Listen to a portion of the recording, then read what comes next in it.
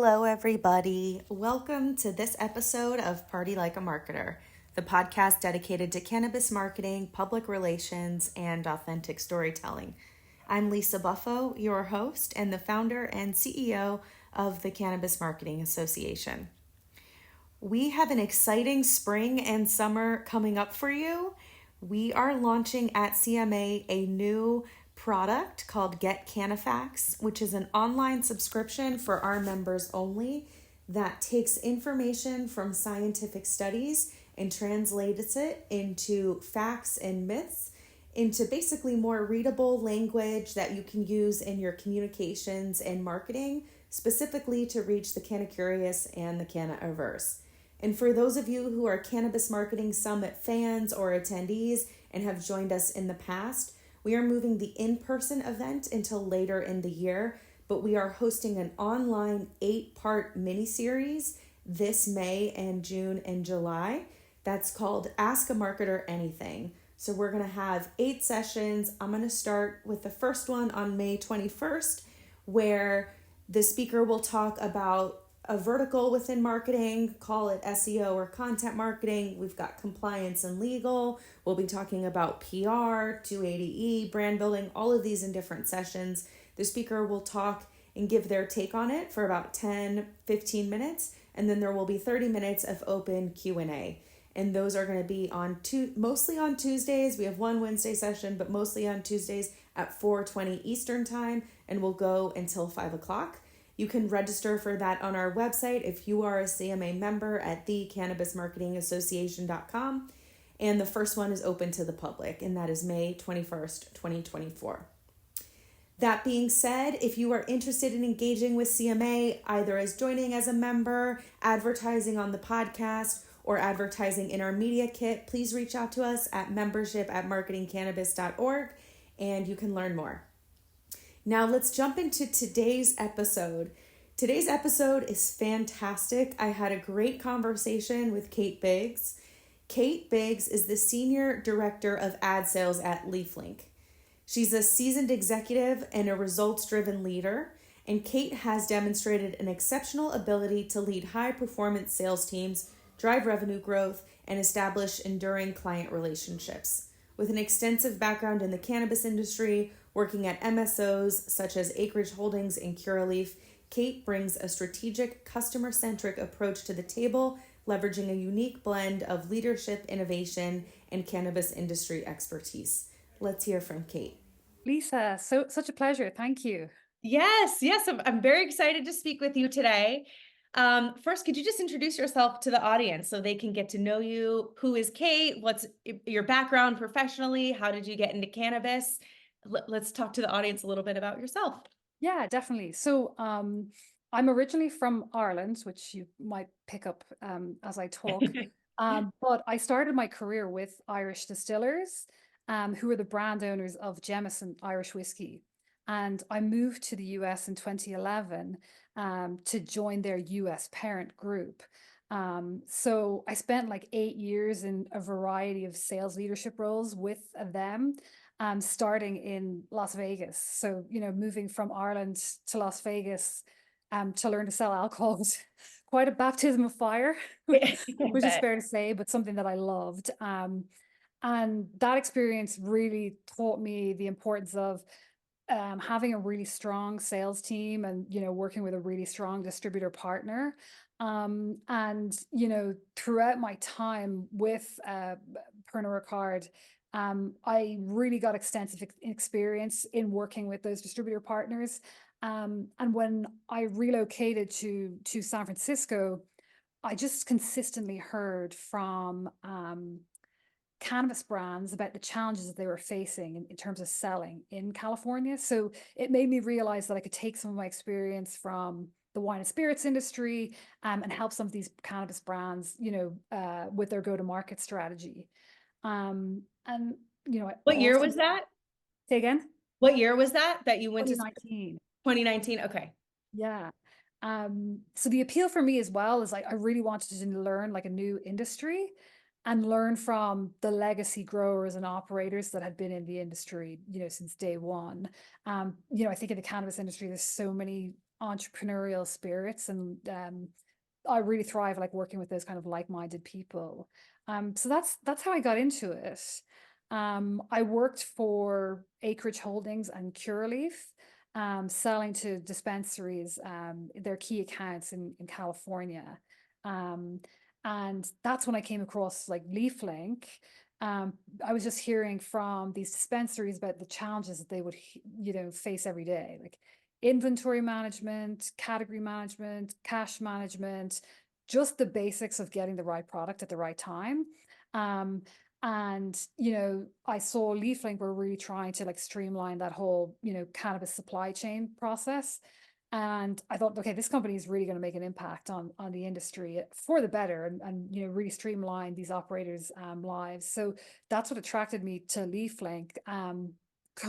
In June, I've been here 3 years, and I've led the go-to-market sales team, and we've sold everything from the marketplace to our logistics offering. But in the last year, I've been solely focused and dedicated on selling our ads product. Um, and working with our product team in terms of developing that as well. So it's been like a super, super exciting time. I can't believe, like, thinking 2019 was when I first started in cannabis. It feels like yesterday, but like it was a while ago. Yeah, Yeah. especially with the pandemic happening since then. So, can you talk a little bit about the ads product, and was that built like in response to everything that LeafLink's customers had experienced, from the retail issues to the inventory management? Like, what was kind of the evolution of that, or was it part of the plan? And Yeah. so your experience there was kind of applicable. Like, how did that come to be? Yeah, so we launched LeafLink Ads in 2019, and Okay. we had so much in our operating strategy and plan, in terms of our focus of selling financial services products, selling our logistics products. And last April, we made the decision to really drill down and get super focused on our what we were offering, a tech offering to help streamline the industry. So we just doubled down on our focus for selling ads, and we increased the sales team from two dedicated individuals on ads to currently it's four today. And we hired a really, really talented product manager with experience from GoPuff and Amazon, and he's been able to help us evolve the product roadmap. um, and I think, what we've heard from customers over the last 12 months also has massively influenced the strategy and the ads offerings that we have, because we're just basically building things that they're asking for, Yeah. help achieve the goals that they have. Yeah. Yeah, I understand that. We do something similar at CMA, where our content and what we're producing is in direct response to the questions that our members ask us in relation to what are their marketing struggles and whatnot. And I feel like that is very much so a theme of this industry, is it just evolves and grows at such rapid pace. And as of this week of recording, we got the possible news about rescheduling. Like, things are just, Mhm. they're changing quickly, and you have to be able to respond and adapt in real time. So that's really cool, and that makes sense. Yeah. So can you provide a little bit of an overview of what those unique challenges are? Like, what were the customers saying, and what are those opportunities when it comes to B2B marketing? Yeah, for sure. So, a really welcomed challenge that I've observed over the last 12 months is the education piece.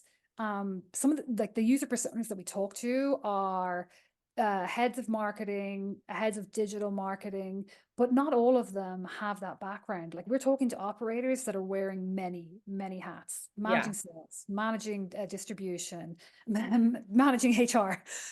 So there is a bit of that component of education that we need to bring to them when we speak with them, and we also want to use their time like really, really wisely, because we know that they're wearing the many hats. So what we really encourage people to do is look at their CAC, like their customer acquisition costs, and advise them on where their marketing dollars essentially are best spent. And like in the industry, you got to really strike the balance between field marketing and digital marketing. So like with the latter, with digital marketing advertising effectively, your ROI is higher and more measurable, right? And we have to do a bit of education around how to balance that. I see, huge value in field marketing as well. When I was selling on the ground in California, there was a huge presence of that in the dispensaries I was visiting, but it's just very time consuming, not very cost effective, and it's difficult to measure. Um, so then another piece that a challenge that we have is we have to educate people around the difference between B2B and B2C. So like while our CPC cost per click is higher in B2B advertising than it would be to B2C, we do have to remind our brands that the average order value they're going to get from a B2B order is much higher than it is to a B2C order. And then we also look and advise people and have to remind them that, okay, the long-term value of your dispensary, purchasing customer is also much higher than say an end consumer in B2C. And I think what I really love about some of the brands and customers that we talk to, like they're always willing to test and learn, but we have a challenge is they're like, I only have minimal budget and I just want to Yeah. test this for 1 month. And we have to do education around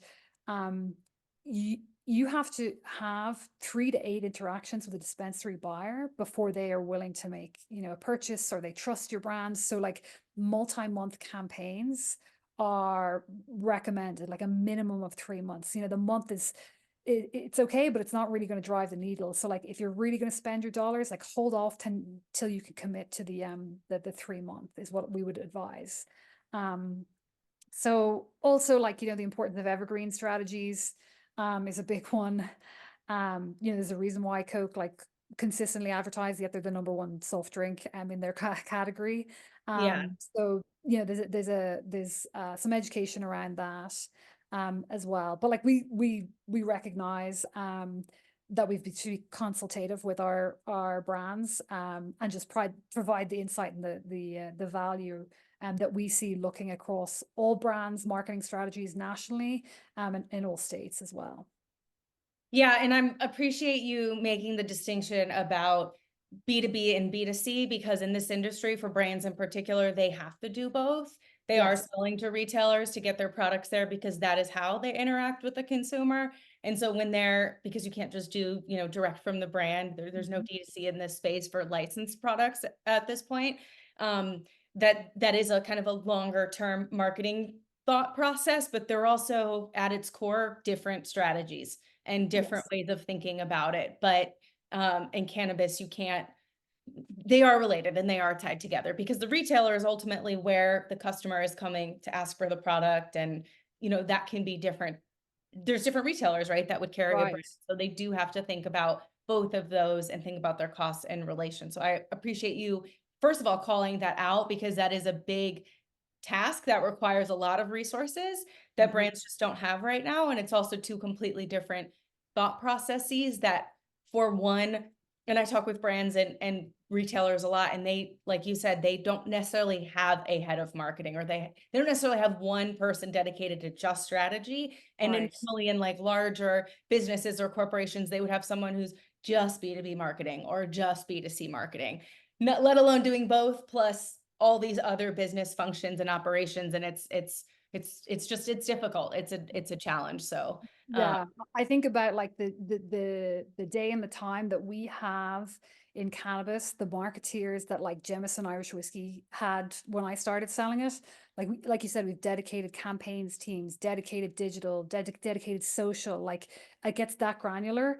yeah, Yeah, it's gonna be great when we get there. But we have a little ways to go. we do. Yeah, But we're on the way. Hopefully yeah. with rescheduling, if 280 changes, it's a step. It's a step we haven't had in quite some time. So are there any other differences from B2B and B2C advertising and marketing that you want to speak to that we haven't covered or that you feel is important or you find yourself talking to your customers about? Yeah, I think we definitely double click on the fact that there's so much restriction around what we can do in terms of marketing cannabis brands, right?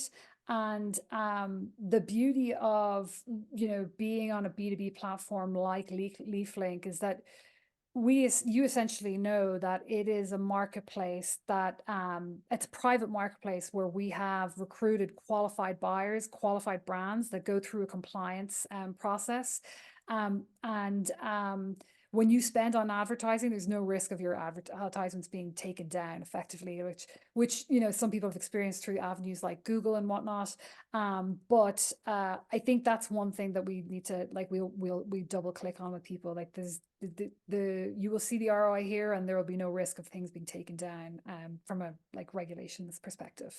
Yeah, it's a container essentially for Yeah. exactly who that end customer is, which are those buyers. So that makes sense. Okay. And then what other strategies does LeafLink employ, or do you employ when you're trying to reach a targeted audience within the cannabis industry? So I know you said, B2B and you have buyers on the system, but are there other B2B audiences, and what are other strategies that you use?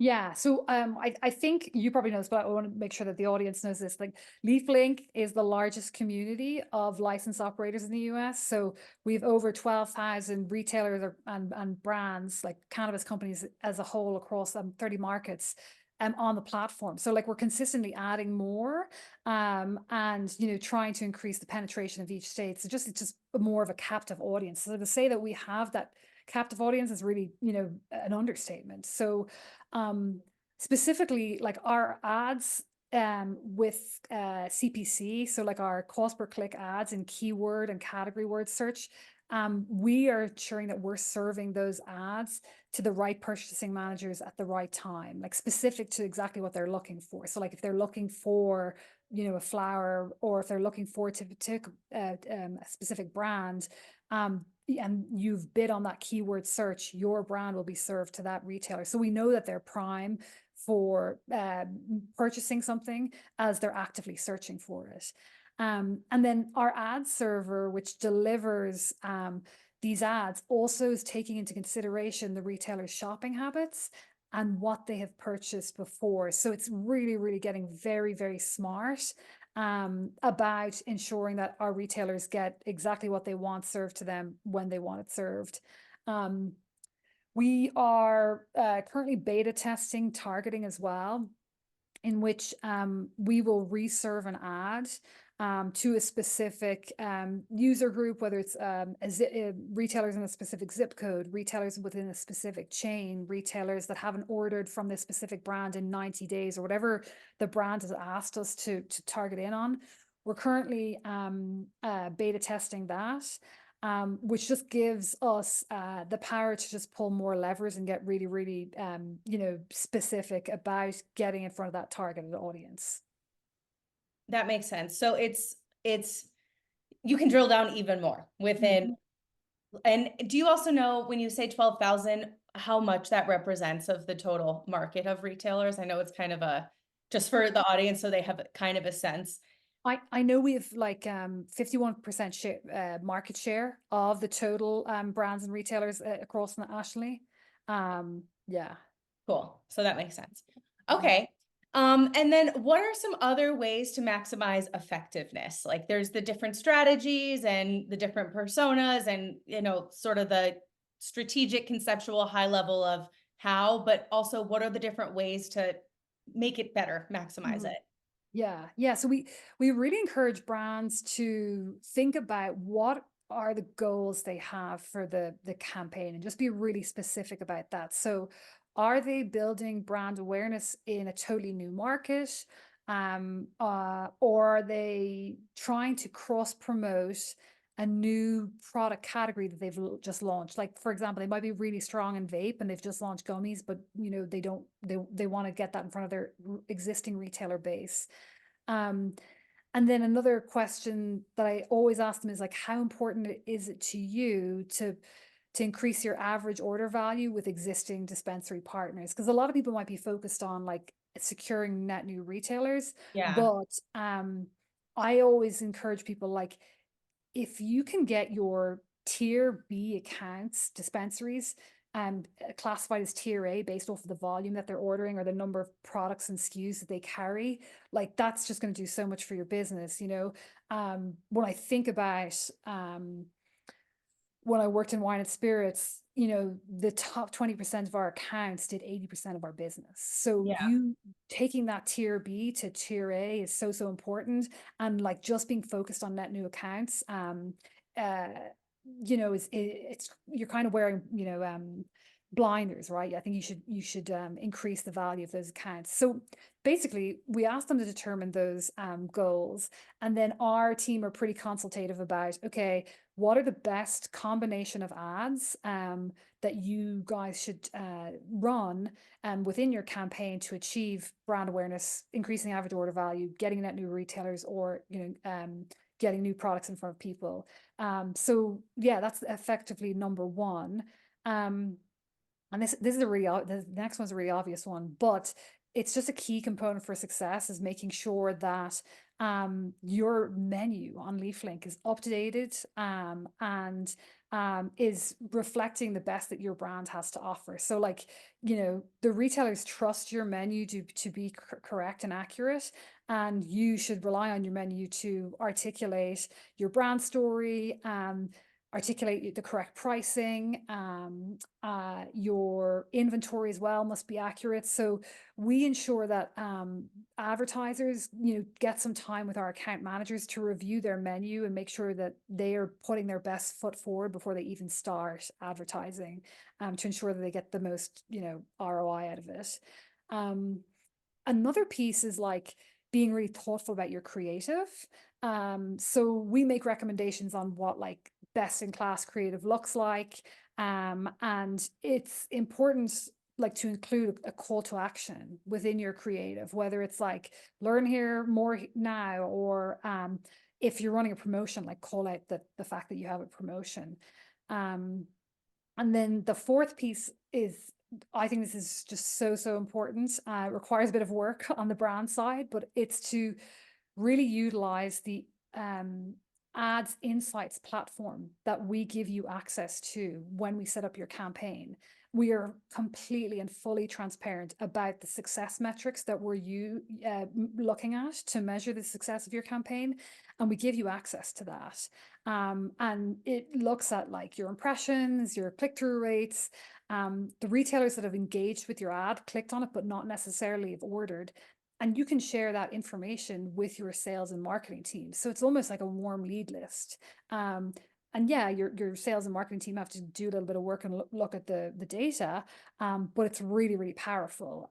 So, you know, make our sales team, or sorry, make our ads offering an extension of your sales team is what I tell people by utilizing this data.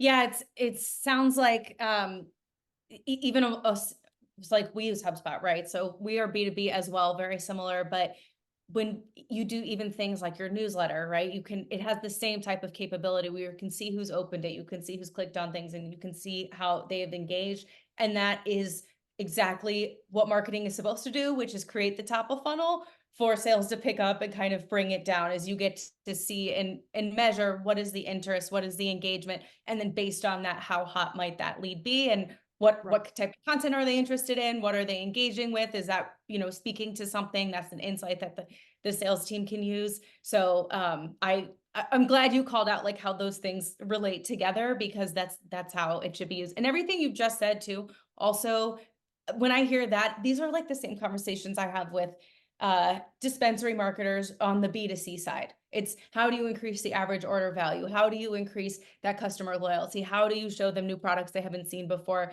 but that they might be interested based on their past buying history? Mm-hmm. Things are related in terms of the concepts and the strategies, even though it is a different persona in terms of their needs and what they're purchasing for and how they're purchasing it. But even you speaking to the 80-20 rule, like that applies in all different areas of life too, right? Yeah, It's right. like it's known as what is it, Pareto's law? Right. It applies in business, it applies in work and effort and all these different ways. So I thank you for mentioning those and calling that out, because those are very relevant on both the B2C and the B2B side, as well as with how marketing and sales tie together. So do you have any specific case studies you can speak to of successes and what that looks like? Like I like talking strategically and conceptually, but also what does that look like in practice? Yeah, definitely. We have a good few, but the most recent one on the top of mind for me is Tribe Collective in Oklahoma. So Which is a they're very essentially competitive market, a very competitive one of market the for hardest. sure. Yeah. Yeah.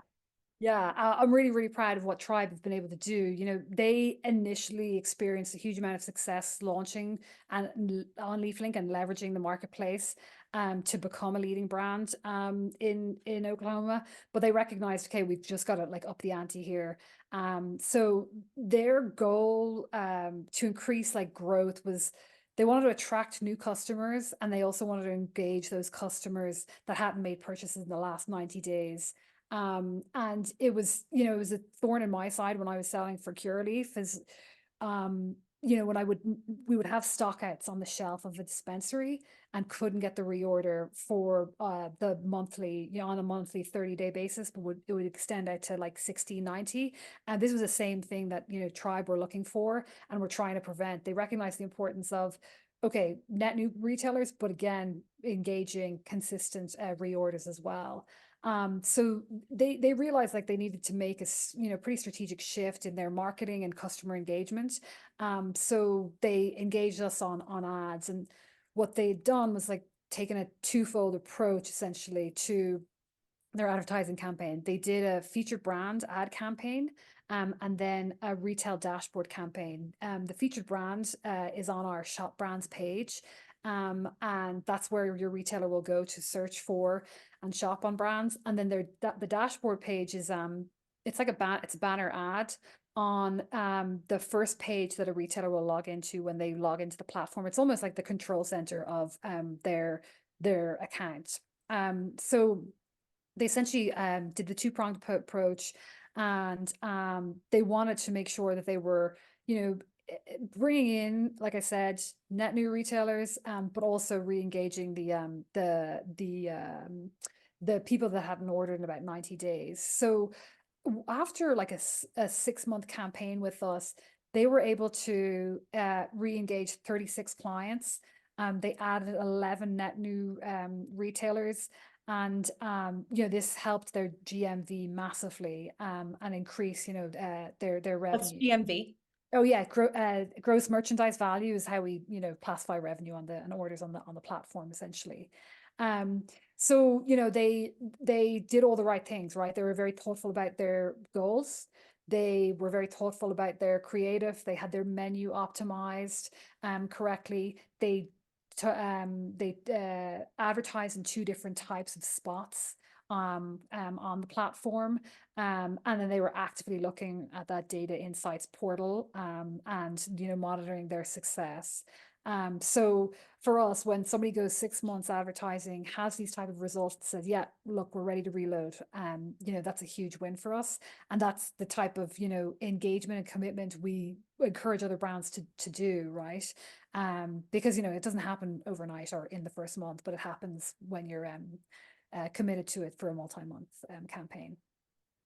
Yeah, yeah, very much so. It does take that. So, and it sounds like they also went through the checklist of things you've already mentioned as best practice, like be in multiple different places, understand your goals, understand who and what the persona is, and you know, that you're putting those ads where they are and based on what they need, and that there's a call to action, it's clear, and that they took the time 6 months to be able to test it, see it, and look at the data. I'm guessing based on what you said over those 6 months that they could look at the data and start to optimize a little bit over that, and Yeah. and get the results that they wanted because they were Yeah, measuring it. yeah.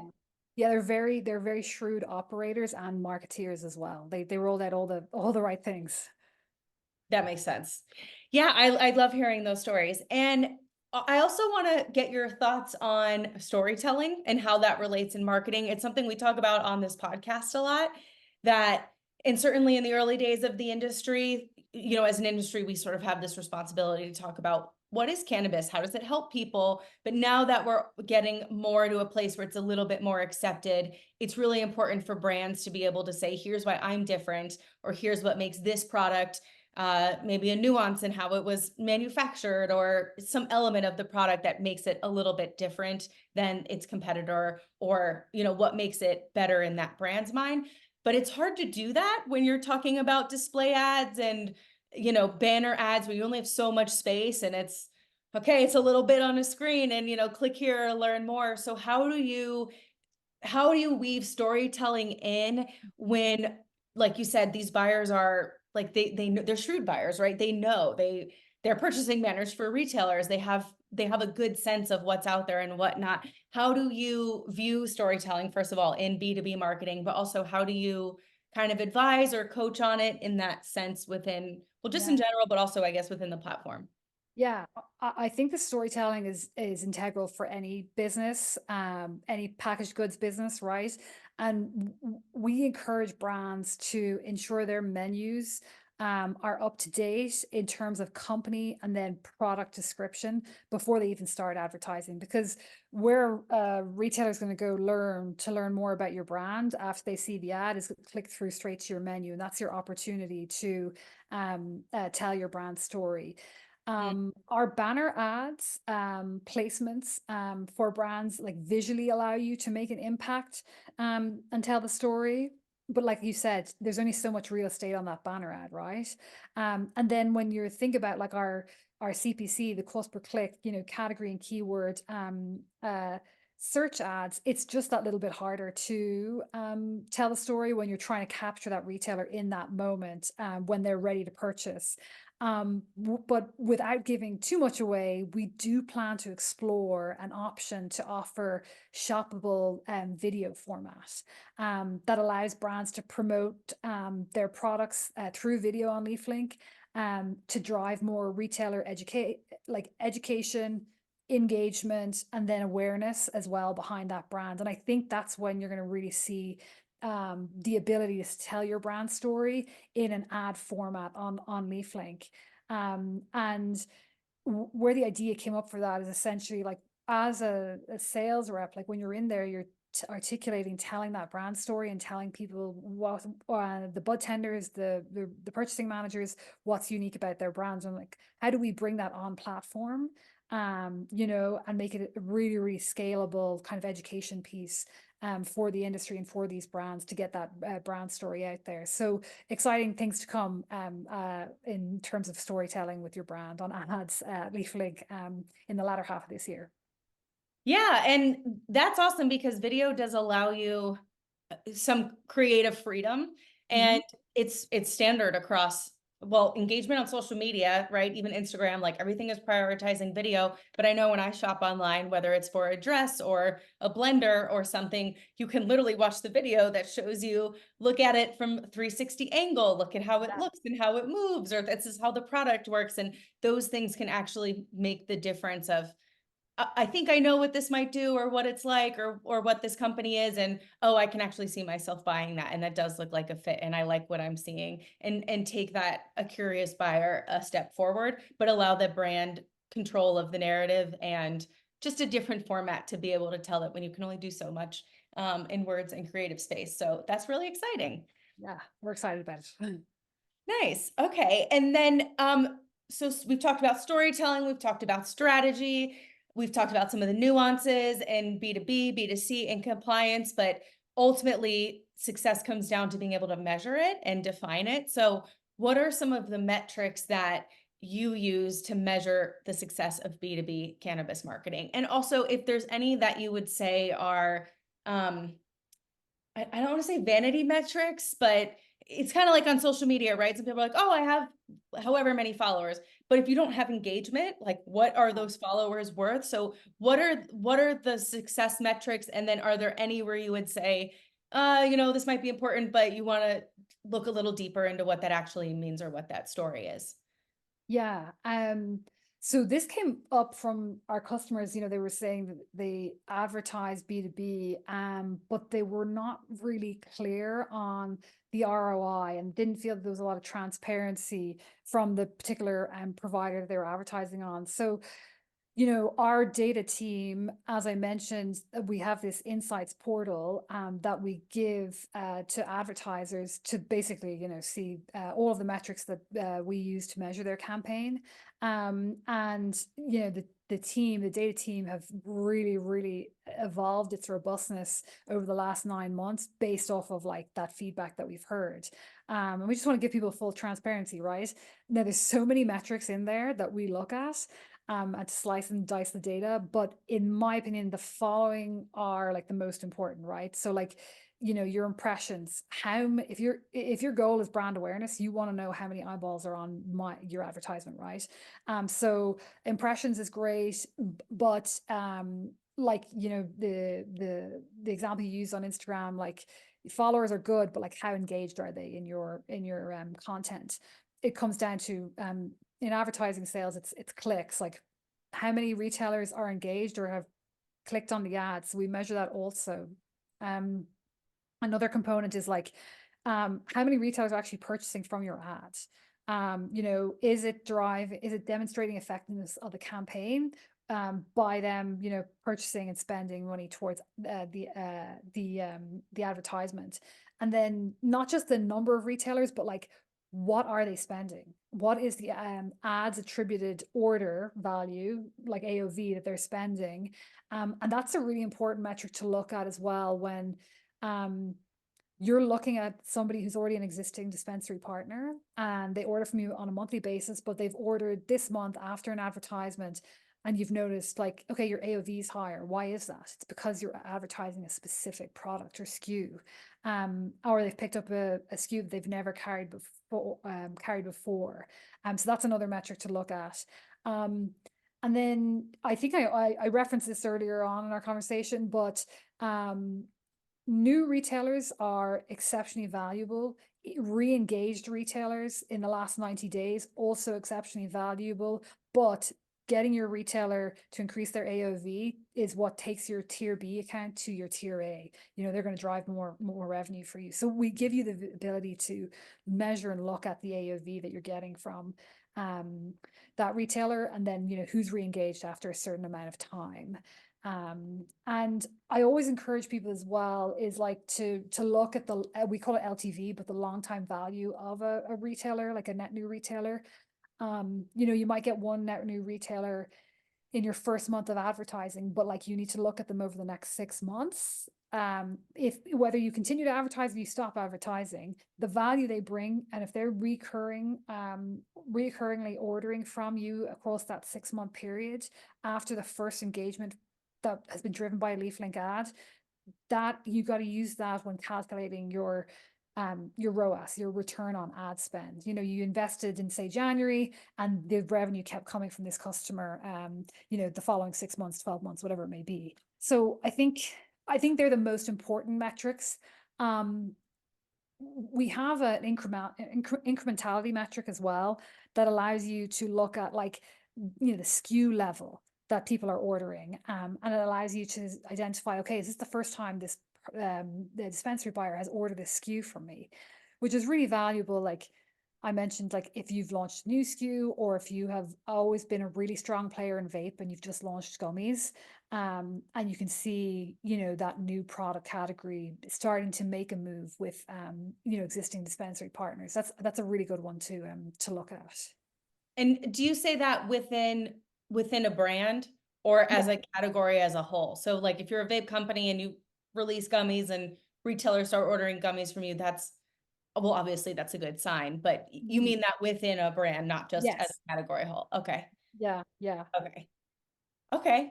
Cool. Let's see. Anything else we haven't mentioned in terms of metrics or measuring ROI on those ads? I mean, you've said, you've said all the things that I Yeah, would, there's quite a few. I would probably yeah, open up the reporting that, the brand sees today and be like, oh, wait, this one too, and this one too. yeah, There's so much in there. So I would encourage anyone who's listening and is a LeafLink advertiser, like dive into it, into the reporting that we provide you. And if there's one that I haven't mentioned that you really, really like, please let us know and I'll make sure to double click on that as well. nice. Okay, cool. And then tell me if this applies to you, because I know you've already mentioned that on the B2B side, and you are a contained, you're not a public facing marketplace, right? This is B2B that we're talking about within cannabis. How you stay compliant and also how you coach your brands with staying compliant, because they are, putting content and advertising and marketing materials within this ecosystem. But I would imagine, perhaps, maybe I could be wrong, correct me on this, that some of that content might also be used for B2C, or at least that creative could be repurposed or put towards B2C. So can you just speak to some of the compliance, advertising compliance perspectives that are important in relation to the platform and B2B conversation, and also how LeafLink as a brand and you in sales stay on top of that, given that it is changing in different Yeah. states and things like that. Like people's packaging can change in Colorado, and like what happens if they still have those units on your system? How do you approach that? Yeah, so we're really, really fortunate in which we have a dedicated lead on public policy and a dedicated compliance team. So like we really rely on that team to keep us up to date on any regulatory changes that need to be made as it pertains to advertising. And they'll just keep myself and then our ads product leader informed. We don't actually have too many scenarios in which brands will like tell us that the creative is going to be repurposed for B2B. So it's really, the onus is on them. They know that being on LeafLink, it's a private marketplace and everybody's a licensed provider. So they know that there's no regulatory risk to any of the advertisements that they are placing. But if they take them off platform and use them in any other B2C capacity, we don't really have a whole lot of visibility to that, and it's really on the brand to make sure that they're compliant. But I rely on my internal team here to guide us. Yeah, and that's good advice for everybody in marketing in this space, because there's so much content with that, and there's so much to be aware of, that it does take a very dedicated lens and process around compliance to make sure you're not missing anything, because there is a lot. And marketing in this space is such a big definition. It's packaging, it's labeling, it's Right. branding, it's storytelling, it's their events, it's everything. So there's a lot to be Yeah. aware. And like you said, like it's ever evolving, right? It's changing all the time. So it's something that people need to be really diligent about. Yeah. And until we have national standards that at least set a baseline, I mean, we sort of informally, or we sort of do, but we don't at the same Yeah. time, right? Yeah. There's some universal rules. We know you from the B2C side, right? You can't make health claims, you can't advertise to children, but there isn't a origin document anywhere that says this is what applies to everybody across the board, even though there are these themes and a lot of them are similar, which there's just more to know. Yeah. You also have to go to more sources. So given that, sounds like you've been in the space a while, you've seen the product evolve, you've seen, how things were in alcohol, now you see how things are in cannabis. What do you see for the future in cannabis marketing and advertising, particularly on the B2B side, but also just like what's your take on it? Yeah. So I really believe in the power of like making our ads offering an extension of your sales team. And I also believe in how important an interaction with a sales rep is, right? Because I was one. I did that job. It's all about them cultivating trusting relationships with the dispensary buyer, helping them with category management, identifying underperforming, brands, and then them making recommendations to swap out the underperforming brands. And that's really what the really, really tier A sales rep should be doing. And I see a world in which we put more tech in the hands of these sales reps and also allow them to interact with our ads and basically share them with their decision makers or the dispensary buyers. So like they could use it as a lead gen format that allows them to engage with those retailers, helps them drive leads, helps them with product assortment. Effectively, we just want to use our tech to make these sales reps more intelligent and better partners to their dispensary buyers. So that's something that we're going to explore on the product roadmap this year. I also think there's a world in which where B2B and B2C like advertise or create campaigns together, essentially Yeah. the full integrated 360 advertising campaign that tackles all strategies of the sales like flywheel, whether it's at the B2B level and the B2C level. So in terms of how we plan to innovate in relation to this, I just would say, watch this space from LeafLink. That's all I can really say on it. But I'm really excited about that process of like integrating the two, because that's where we really add some power and fuel to brands' marketing strategies. That's awesome. Yeah. And then Kate, last question I have for you. What has been your biggest surprise or difference, or favorite thing coming from alcohol and now being in cannabis? Like, was there anything that just this was so new or this was so different or this was so interesting, given that you have deep experience in both spaces? Yeah. I really just love the people in cannabis, because it's so challenging and we are constantly pivoting. These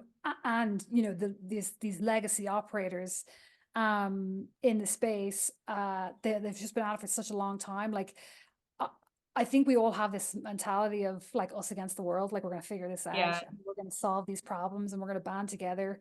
That's really what's attracted me to the space and what's kept me in it for this long. Um, when something's thrown at us, like a change in regulation around packaging, we're like, okay, well, we'll just pivot, right? We'll figure this out.